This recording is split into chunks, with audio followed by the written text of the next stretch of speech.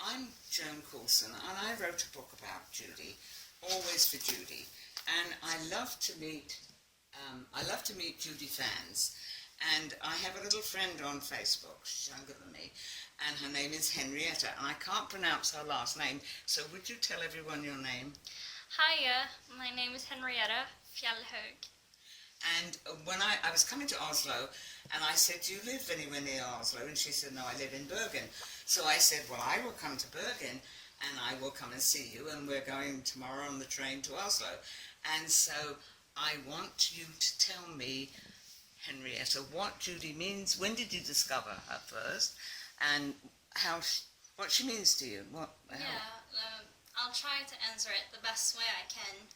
I discovered her 4 years ago in a record shop. I was going to buy a record of someone else that I'm a fan of, and I saw The Wizard of Oz sitting on the shelf. And I looked at it for a while and thought I had seen it before, and I thought I recognized her, but I wasn't quite sure. So I went over and I read the index, and I thought, there's something familiar, so I bought the picture and went home and watched it, and remembered that I had seen her when I was 4 for the first time when I saw The Wizard of Oz. And terrified of the witch then, and terrified of the witch now. I sleep with the lights on, and the door open. It frightened me too, I never liked. It's horrible. Even though you're dressed up as Dorothy. Yeah, that's the irony of it all. I've always wanted, since really discovering her and listening to her music and her other movies, wondered if I could get another costume from another movie or something where I could dress up as someone else other than Dorothy Gale. But I haven't been able to find any other costumes. So, here you are. So what does it mean to you personally, her music? When you were growing up, you had a difficult...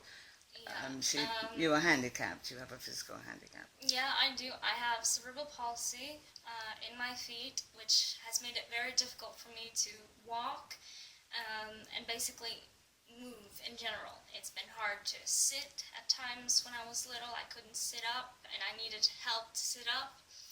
And yeah, everything was just a lot harder. And difficult upbringing or childhood.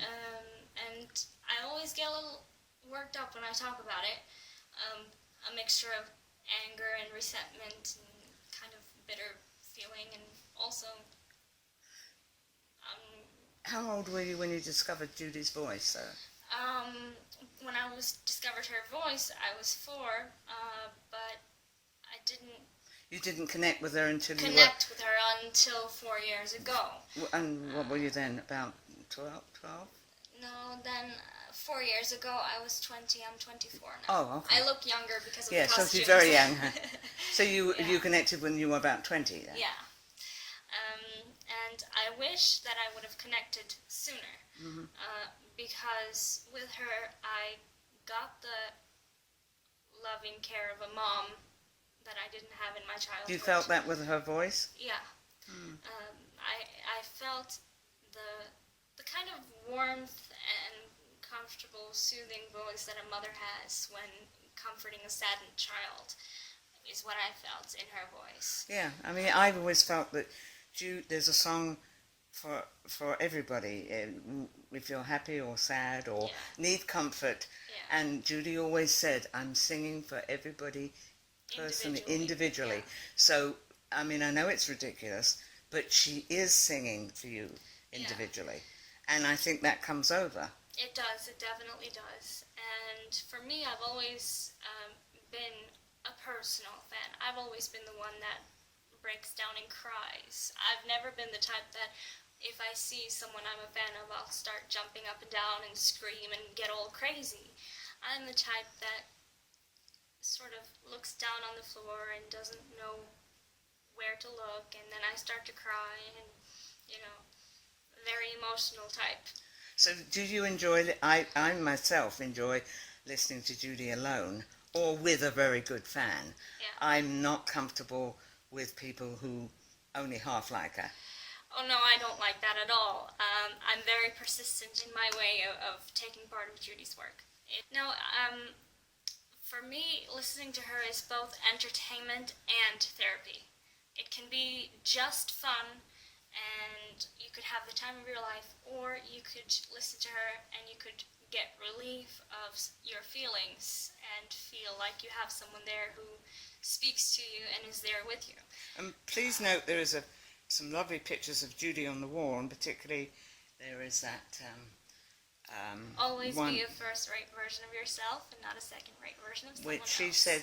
she said to Liza that. Yeah. And one of the reasons I got that picture is because as a person with a disability and growing up the way I did, I don't know my father. I have no idea about anything of my father. Not a name, not his age, not a photograph. And I was abused as well when I was 6. That's when the abuse started with my godparents. My godfather would hit me and kick me and make me fall over. If I was trying to be up on my feet, he would take my help equipment so I could fall over. And that's how I was raised. My godparents believed in strict punishments as discipline. And being the weak one, I was the one who got it. And so I have always struggled with being my true authentic self because of how I was brought up. I was told I was stupid, I was told I wasn't good enough, I was told that I was retarded and that I would never amount to anything. And so... But now it's all right.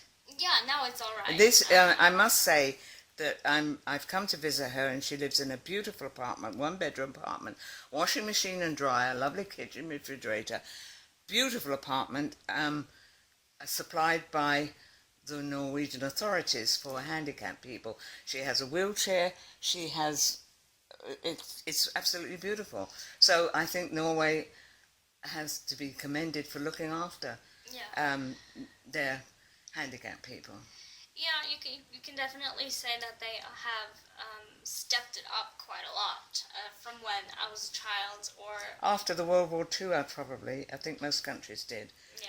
Scandinavians are very, and my taxi driver said that everybody is equal here. Yeah. And we all get about the same amount of money. And so there's no rich people and there's no poor people. It's That's all true. even. That's how life ought to be. No one has more than others. Right, yeah. And I thought that was really nice. Yeah. It is one of the better things with my country. Right. Is that you can, despite how you've grown up or been treated, you can... I'm going to stop and maybe start again. Yeah. Thank you.